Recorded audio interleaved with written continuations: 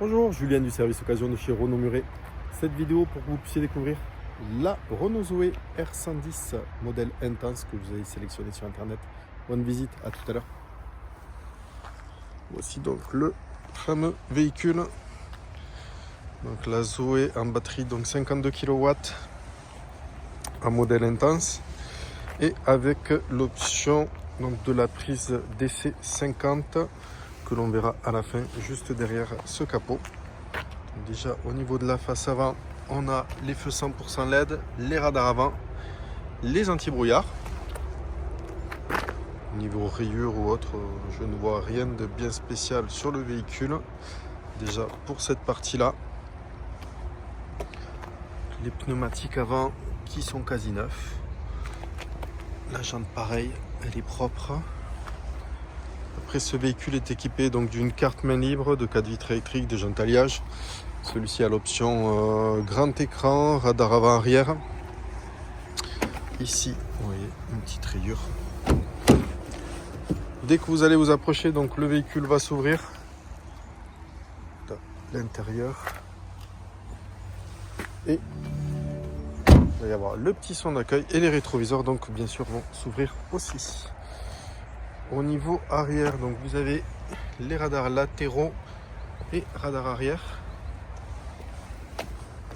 Le petit badge Z2 électrique et la caméra de recul juste ici. Le grand coffre avec le siège 1/3, 2/3, les 3 appuis-têtes. Et juste en dessous, le kit crevaison avec le gonfleur et la patte. Pareil, je ne vois rien de spécial au niveau rayures. Bon, le temps était humide, mais si elles étaient vraiment profondes, on le verrait. Pareil pour les pneus arrière, ils sont en pas trop mal état. S'ils dépassent 4 mm, donc s'ils sont en dessous de 4 mm d'usure, pardon, nous les changerons bien sûr au niveau de l'atelier. À l'arrière, on retrouve les vitres électriques, la sellerie tissu et TEP, 2 prises USB de recharge, une petite rangement au niveau arrière des sièges, et donc le tableau de bord vu de derrière, avec ce grand écran donc en option sur ce véhicule.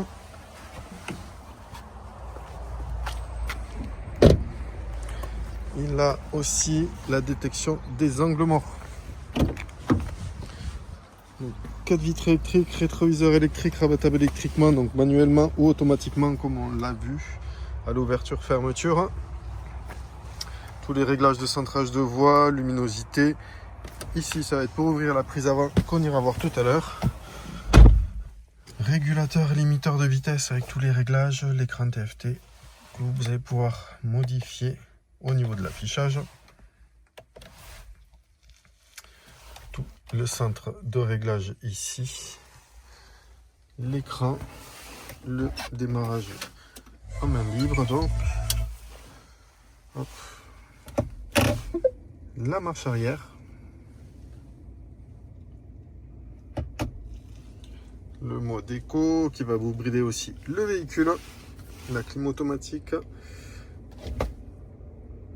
Et prise USB, pardon. La boîte de vitesse, donc ici marche avant, marche arrière, donc en poussant un petit clic, point mort. On redescend tout en bas, on a 2 modes de conduite, donc le mode break et le mode drive classique. Le mode break va avoir une incidence au niveau du freinage du moteur, du frein moteur, et qui va recharger un peu plus rapidement votre batterie. Donc ça c'est plutôt pour l'utilisation en ville, et après vous avez le mode drive classique pour l'utilisation plutôt autoroute ou autre. Le frein à main électrique avec le mode automatique bien sûr, le auto hold. Ouais, même à l'intérieur elle est très propre, même au niveau des moquettes. Juste ici et ici.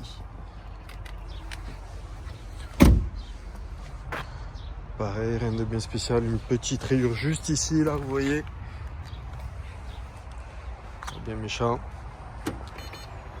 Donc la fermeture à l'éloignement qui vous indique le bip. Donc tout ça après ce sont des réglages possibles dans l'ordinateur de bord. Donc la zone de recharge avec les petits pictogrammes ici. La classique et ici pour pouvoir charger en DC50, donc sur les grosses bornes. Ça va permettre de récupérer 80% de la batterie assez rapidement. Voilà, j'espère que cette vidéo vous aura plu, je vous dis à très vite. Merci à vous.